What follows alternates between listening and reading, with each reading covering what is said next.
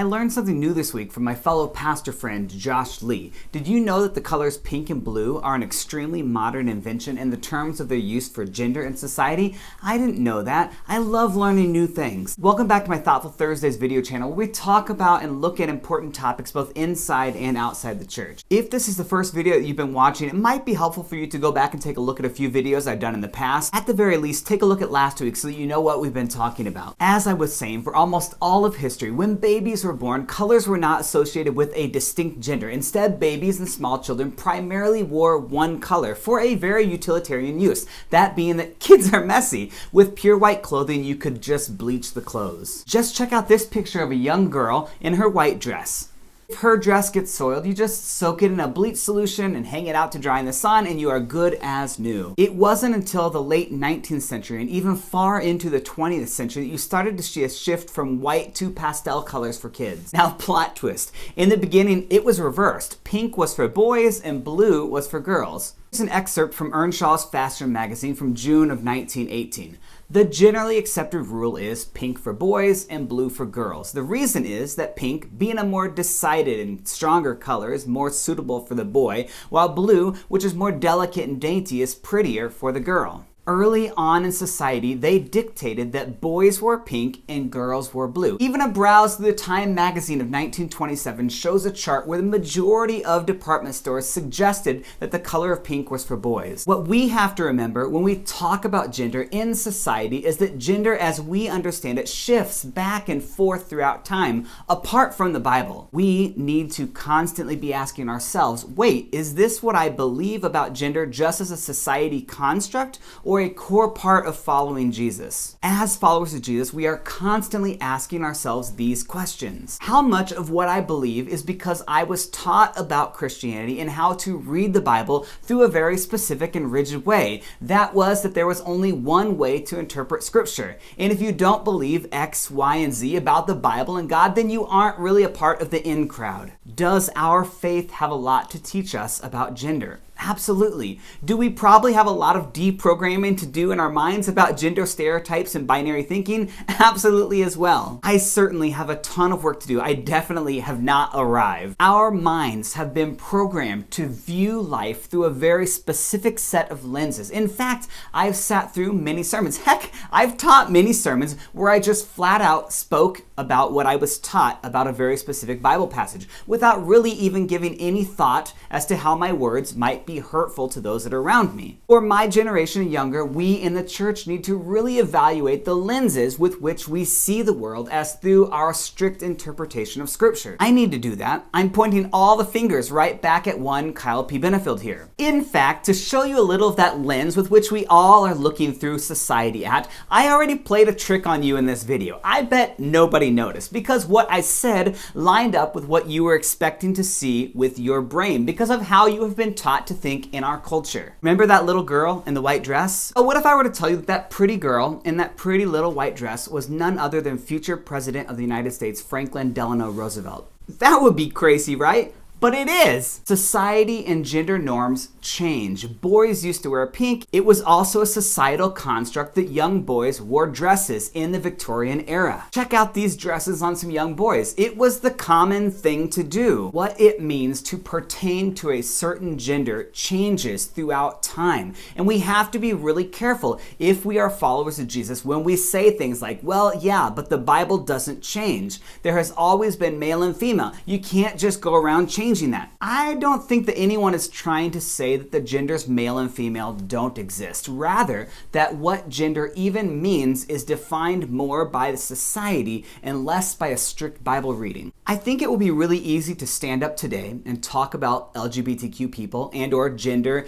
and use the same old Bible verses that everyone has used over and over and over again to state things like the Bible clearly says. You can't just change the Bible. Trust me, I've heard that ad nauseum nauseum. However, couldn't that same statement be said at any period of time? We would do ourselves a disservice to state that the Bible is very clear on gender and what it means to be clearly male and female, because the same thing was probably said back in the Victorian era. Devoted followers of Jesus dressed their little boys in dresses. And after that, in history, devoted followers of Jesus dressed their little boys in pink and their girls in blue. That didn't have anything to do with whether someone was more or less a person of faith. What it means to be masculine or feminine or anywhere in between is not an unchanging constant throughout time. We have to be aware of that. It probably isn't a surprise to most people that I'm not a macho man. In fact, this is likely the closest you're ever going to get to me being a cowboy.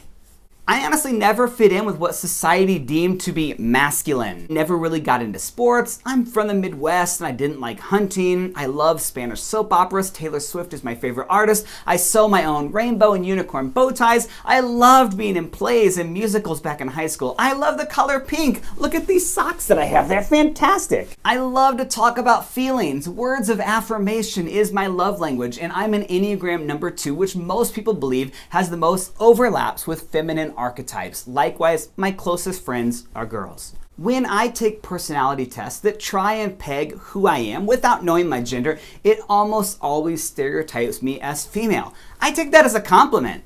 It's who I am. Our society is just so weird to me sometimes, and I don't understand this dichotomy, the binary either or mentality. Our society always wants to label, to categorize. Even growing up as a child in the 1980s, there was pretty much 2 different main dolls. Boys had their G.I. Joe action figures, you couldn't call them dolls, and girls had their Barbies. Which camp did I fit in? Survey says I had Grislor, the hairy beast.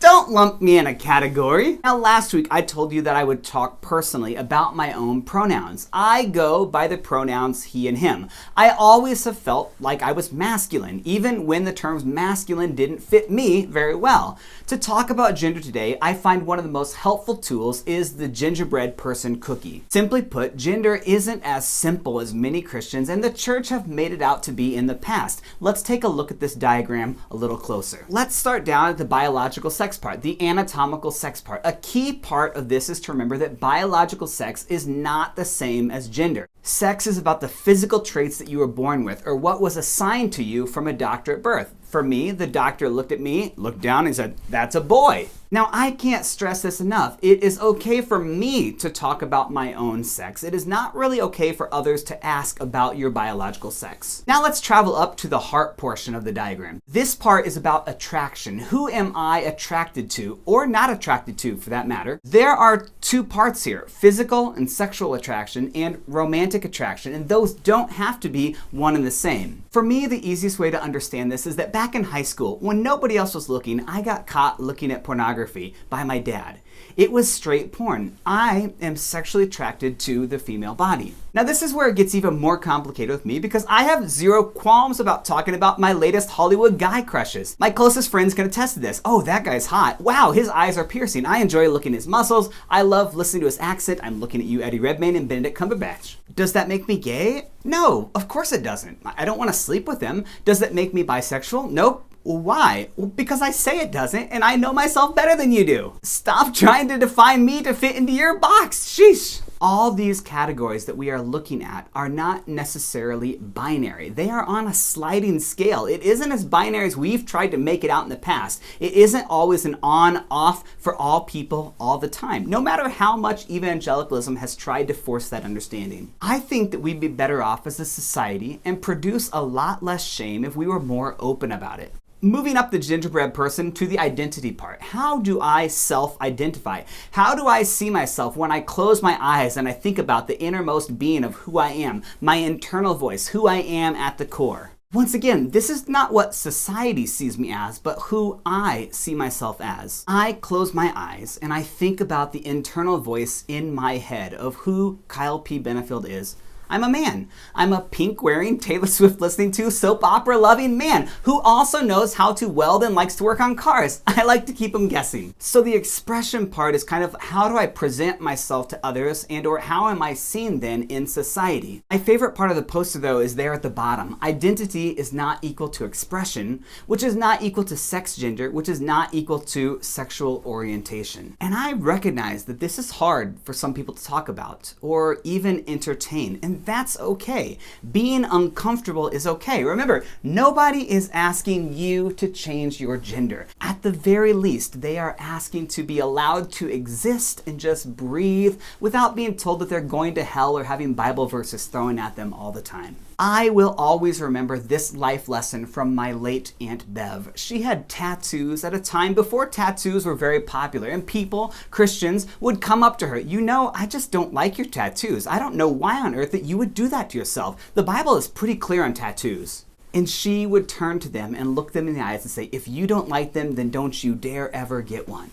And that's right. Societal constructs determine much of our talk around this subject. So because I am a follower of Jesus, I suppose we need to get back to God and the Bible, lest we be called heretics by the heresy police. Now, it is no surprise to us today that obviously the Bible was written by men in a patriarchal society. It was written by men who didn't know any better than to look at a baby at birth and go, that's a boy. Their understanding of gender was not our understanding of gender. And that's okay. We don't have to hide that. It would only make sense to have a Bible that was full of gender binary understanding. The Bible was not written outside of history. The authors only knew what they knew. The best way to talk about gender is this, that for racism and ethnicity, it's popular in society today when people are being pushed about the nature of God is to say that God is colorblind. The idea is that God doesn't see color. However, for anyone that spends much time trying to be anti-racist, that idea isn't really that helpful because it makes it sound like God doesn't care about ethnicity, when in reality, not only does God care about them, but he deeply knows and cares about every person. He sees every individual and unique color and they are important to him. I liken God to a gardener who values diversity. He loves to look out and see every color of every flower that he made. He loves diversity. When I take that idea of God over to gender, it helps me to understand a God that is bigger than two strict genders. I might not even identify outside of the societal boundaries, but it doesn't take much imagination for me to understand that there are a lot of people on this beautiful earth that are different than I am. I think that just as easy as it is for some people to try and claim that God is colorblind, that people might make that same mistake instead and claim that God would be genderless, to sidestep this conversation. Like, fine, Kyle, I get what you're saying. Well, let's just say that God doesn't have any gender because I don't really like where you're going. I think it's a more helpful image of the God that I worship to understand them just as God deeply cares and values all skin colors, that God is full of all genders and made human beings just as they are. It's not a product of the fall. There's nothing wrong with them. There's nothing broken with who people are deep at their core. It is a gardener planting a rainbow-colored garden. My God isn't a genderless God. They are a genderful God. With that, we are out of time this week. Next week, we're going to take a closer look at this amazing and genderful God. This isn't something that we need to shy away from or be afraid of. You won't want to miss it. See you back here next week. Same time, same place.